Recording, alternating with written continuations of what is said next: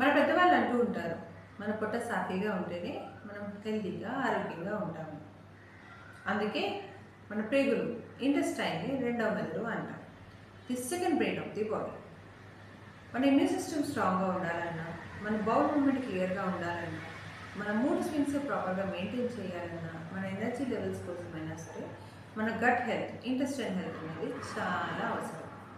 ఇది ఎలా పనిచేస్తుంది అంటే, మన ప్రేగుల్లో ఇంటెస్టైన్ లోపల కోట్ల కోట్ల బ్యాక్టీరియా అనేది ఉంటుంది.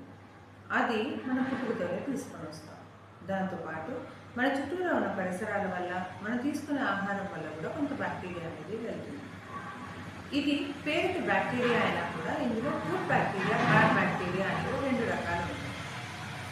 సో గుడ్ బ్యాక్టీరియా దానిని మనం ప్రోబయోటిక్ అంటాం. ఏ హెల్తీ బ్యాక్టీరియా అది మన ఇంటెస్టైన్ హెల్త్కి చాలా అవసరం. ఇది మనకి నిలువ ఉన్న పచ్చళ్ళల్లో, పెరుగులో లభిస్తుంది. సో మన ఇంటెస్టైన్ లోపల గుడ్ బ్యాక్టీరియా అనేది కన్సిస్టెంట్గా, కాన్స్టెంట్గా మెయింటైన్ అవ్వాలి అంటే దానికి కొంత ఆహారం అవసరం. అదే ఫైబర్, పీచు పదార్థం. ఈ ఫైబర్ అనేది మనకి మన ఎనర్జీ లెవెల్స్ మెయింటైన్ చేయడానికి కానీ, మన ప్రోటీన్ లాగా కానీ పనిచేయదు. కానీ ఇది మన గుడ్ బ్యాక్టీరియా, మన ఇంటెస్టైన్ లోపల ఉన్న గుడ్ బ్యాక్టీరియాని ప్రాపర్గా మెయింటైన్ చేయడానికి చాలా చాలా బాగా ఉపయోగపడుతుంది.